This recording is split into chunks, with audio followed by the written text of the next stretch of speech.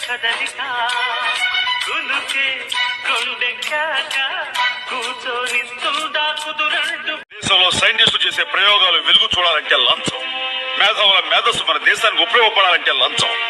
అందుకే సార్ భవిష్యత్ bill gates మన దేశం వదిలి పరాయి దేశాలకు వలస పోతున్నారు, అక్కడ రాణిస్తున్నారు. చెప్పులు కుట్టుకునే అబ్రహం లింకన్ అమెరికా అధ్యక్షుడు అయ్యాడు.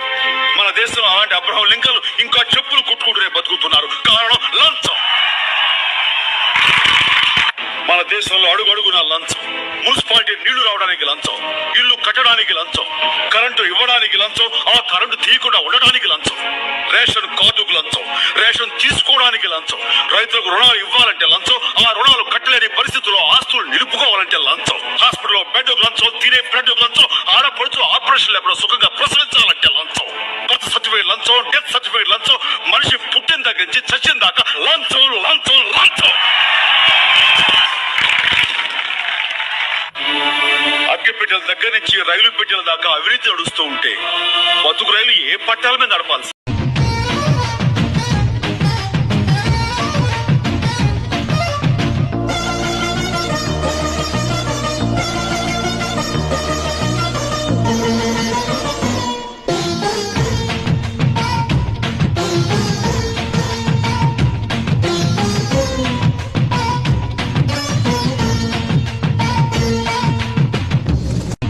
అదేరా ఒక తప్పు చేసిన వ్యధనం కొడితే దాని రియాక్షన్ ఇంత ఫాస్ట్ గా మినిస్టర్ లెవెల్లో వచ్చింది.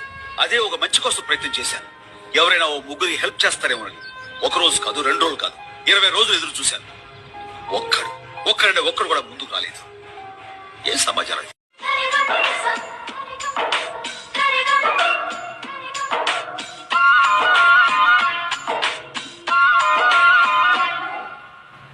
నా ప్రాణమా సుస్వాగతం, నీదే సుమా ఈ జీవితం.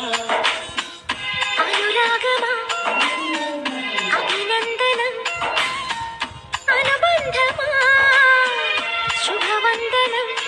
నీకోసమే పుట్టానని నా ఊపిరన్నది, ఏనాటికి విడిపోనని చెప్పాలనున్నది. మరొక్క మారను ఆ మాట మనస్సు వింటుంది. పదే పదే ఎదని మాటే స్మరిస్తూ ఉంటుంది. ఎవరైనా అన్నం పెడితే అన్నదాత సుఖీభవ అంటాం. అన్నదాత అంటే ఎవరో తెలుసా? వండిన వాడో వడ్డించిన వాడో కాదు, పండించిన వాడు. వ్యవసాయానికి మించిన సాయం ఆ దేవుడు కూడా చేయలేడు. సెల్ ఫోన్ లేకపోయినా మనం బతకగలం, టీవీ లేకపోయినా బతకగలం, ఏసీ లేకపోయినా కానీ అవి తయారు చేసేవాడు కోటీశ్వరుడు. కానీ అన్నం లేకుండా మనం బతకలేము. అది పండించే రైతు మాత్రం ఎప్పటికీ పేదవాడే పేదవాడే పేదవాడే. అక్కడ విత్తు మొలవాలి, రైతు బతకాలి. రాజుల్ని తరాజుల్ని చేసి బూజు పట్టిన రాజరికాన్ని దుమ్ము దులిపే కొండవీటి రాజాని నేను. అంత తేలిగ్గా పేరు మార్చుకుంటానా? ఊళ్ళోకి వచ్చి 24 గంటలు కాలేదు, నిమిషానికి 64 మాటలు మాట్లాడుతున్నావు. ఈ లెక్కను రోజుకి ఎన్ని మాటలు మాట్లాడతావు? మీరు లెక్క పెట్టలేనని. ఏ పని చెయ్యాలని ఊరొచ్చావు?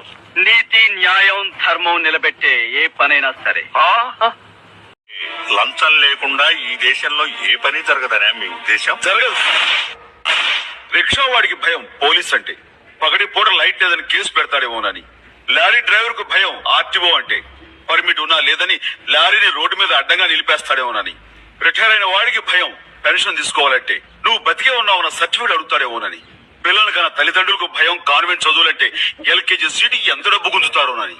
ఓ ఆటో డ్రైవర్, రిక్షావాడు, కూలి రోజంతా కష్టపడి సంపాదించిన దాంట్లో ఈ లంచగొండలే సగం తినేస్తుంటే మిగతా డబ్బులతో పెళ్లం బిడ్డలు ఎవరిని పోషిస్తాడు సార్? వీళ్ళంతా లంచాలు ఇవ్వగలరా? ఇవ్వలేరు. ఇలాంటి వాళ్ళందరి ఆవేదన చూసే నా గుండె రగిలిపోయి. ఒక్కసారి విశ్వకవి రవీంద్రనాథ్ ఠాగూర్ మాటలు గుర్తు చేసుకోండి. ఎక్కడ మనసు నిర్భయంగా ఉంటుందో, ఎక్కడ మానవుడు సగర్వంగా తలెత్తుకుని తిరగలడో, ఎక్కడ ప్రపంచం ముక్కలు ముక్కలైపోయి మగ్గిపోదో, ఎక్కడ మన చదువు విజ్ఞానం మూఢనమ్మకాల్లో ఇంకిపోదో, ఎక్కడ ఒక మనిషి తోటి మనిషిని దోచుకోడో, అక్కడ ఆ స్వేచ్ఛ స్వర్గంలోకి భగవంతుడా నా ఈ దేశాన్ని మేలుకొలుపు అంటూ ఆయన గీతాంజలి రచించాడు. ఆ ఠాగూర్ పేరు పెట్టుకున్న నేను ఆయన కలవగన్న స్వేచ్ఛ స్వర్గంలోకి నా దేశాన్ని నడిపించడానికి ఈ రక్తాంజలి రాశాను. పెట్టని మహమ్మదీయుణ్ణి సిలువ వెయ్యని క్రైస్తవుణ్ణి, పొట్టు పెట్టని హిందువుని, టోటల్ గా ఈ పేటకు మేస్త్రిని, ముఠా మేస్త్రిని. ఇక్కడ రకరకాల కాయగూరలుంటాయి తప్ప రకరకాల కులాలుండవు. ఉన్నది ఒక్కటే కులం,